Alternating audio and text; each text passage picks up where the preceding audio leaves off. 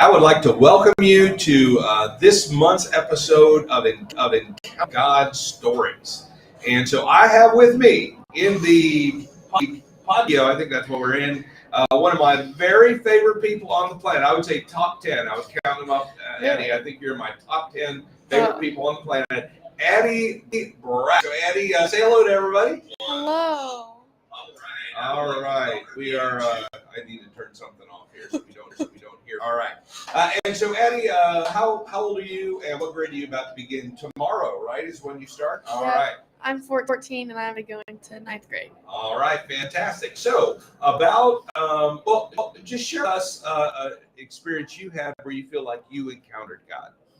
So this past year at church camp for the youth program, we went to a place called Lee University in Tennessee. Okay. And I was just like kind of thinking about getting baptized again. I got baptized in 2019. Okay.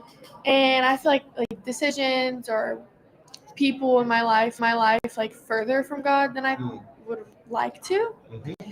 So I was like, it was on my mind, but also not really. Like, I was just like, I mean, I don't really know. So then we got to the place, and that was like crazy. Like it was like not an experience I've ever had. Really? Like in what way? Like never felt God in my life more. Really? It was so, and all the people, and one of the main things was the worship. It was so good. And like, I don't know, I've like never felt like that. And so I was just like, then I like started coming up more, and I was like, okay, maybe this is like the place. And a couple of my friends, we were like, she's like mentioning, they're like, oh, we should all do it together, like at church. Mm-hmm. And the next Sunday was Father's Day, so we were like, let's do it at church. And I was like a part of that conversation, but I was also kind of like, sure, like didn't feel really excited and really like ready to then. And I had been thinking about it personally, like just to myself, just thinking about it. And the one thing that made me nervous, because I like really wanted, then I like started thinking about it more and more, and I kind of like almost like really bit. So I was thinking about it, and then I was like, no, I can't do it here, like right now, even though it felt right. I was like, I can't do it here. My parents aren't here. Nobody's me. Like, I don't want them to be upset that I didn't get to do it with them, because they've always wanted me to learn faith. Mm-hmm. And then also them, but also have my own. So like, I was like, I just can't do it here. I don't have them.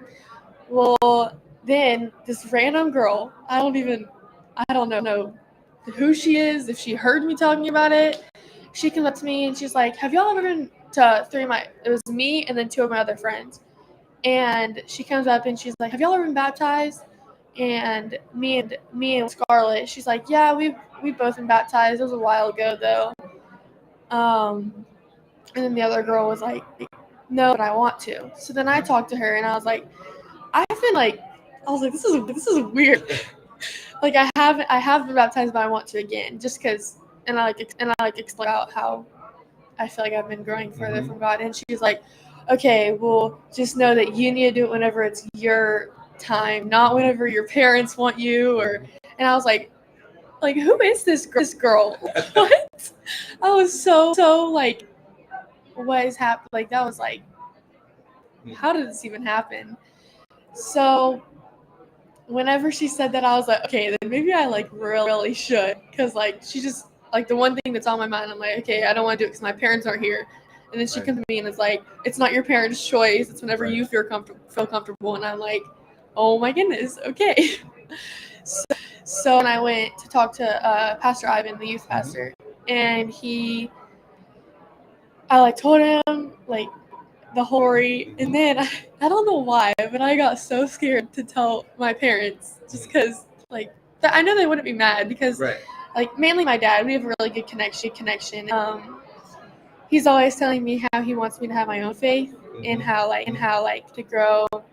Like, yes, he got me on track with it, both of my parents, but he got me on track with it, and like they're the reason, and like they brought me to church and stuff, and they got me to know more about it. And then he's always like, well, now it's like your turn. Like, as you're getting older, like, it's your turn to have your own faith and stuff. So I was like, oh my goodness. It was like, chill. So I didn't want to call. I don't know why. I was just feeling so nervous that they would be upset if they weren't with me. Right. But I was like, I don't know what they're going to say, but I have to. Like, Right. I was like, this just feels so right now. So did you call him? I asked my youth leader, Jasmine. Right. I asked her to call him at first. And she like told him everything that I had told her and Pastor I, and he was like, oh my goodness, and he was like, first, like, this is so amazing, like, oh, I've always wanted this. So then I talked to him, and it was just so like heart to heart and so genuine, and it felt good to like share that to him, and then also know that that's always what he's wanted me to do. Right. So sweet. All right, so let me recap for a minute. All right, so you went to camp, yes. And you had kind of drifted away from God. At camp, you began to feel really closer to God, yes. Right? So it was just you were feeling close to Him. Yeah. Then there was this thing in your mind that maybe you should be baptized again to take that step to reunite and be really close with God again. And then you thought, no, we'll do it when we get home. Yeah. And then a girl showed up. And then you were nervous about calling your mom and dad, but you called your mom and dad, and then they were supportive. And so the big question is, did you get baptized? I did. And then I talked to Pastor Ivan again. He's like, okay, this was like a formal night, so we had on like dresses and stuff. And he's like, well, I mean, I guess just go change. Okay. And the only body of water there was this green fountain. It was so disgusting. And it's like, you can like feel it on the bottom. It's like, it was so bad. But I was like, okay. And I think the part that was really cool, it was at a Christian college. And I don't know why that stuck out to me so much. But I thought that was so cool. How like, it could have been any place. Right. Even fountain with green algae on the bottom. All right. And I think that does count. Yeah. All right. So here's my question. Because people, those of you who are watching, you have much experience with church camp. There always seems to be like a lot of young people that have like this big, huge encounter with God at church camp. And then like the next day, they're just back to the same thing.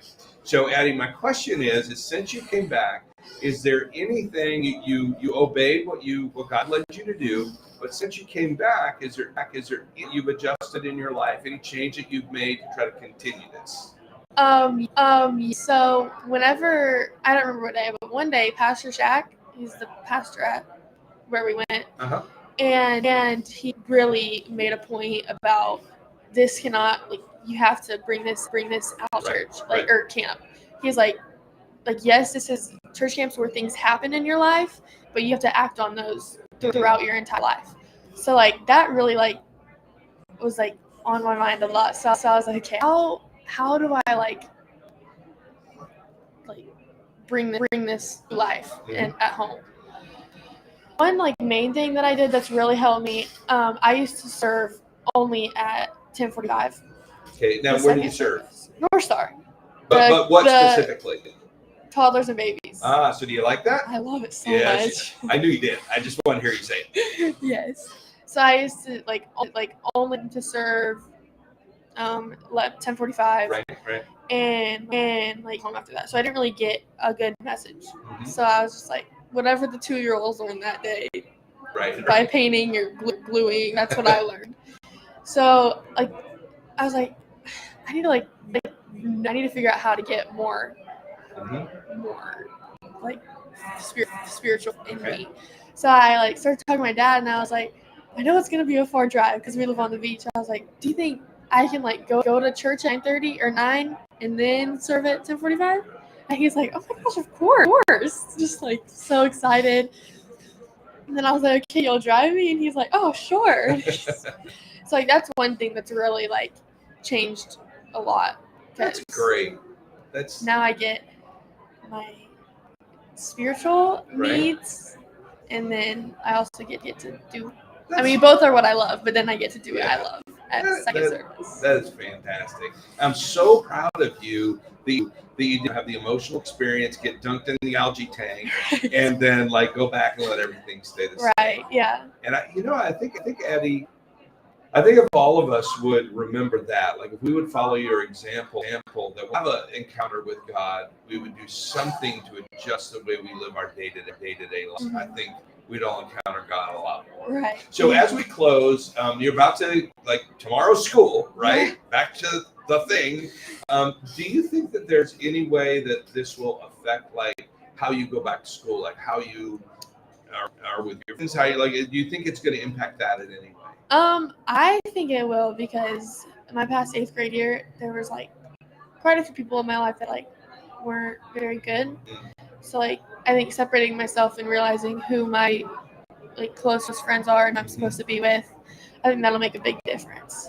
That's great. Addy, thank you so much for sharing your story and how you encounter God, how it's affected you.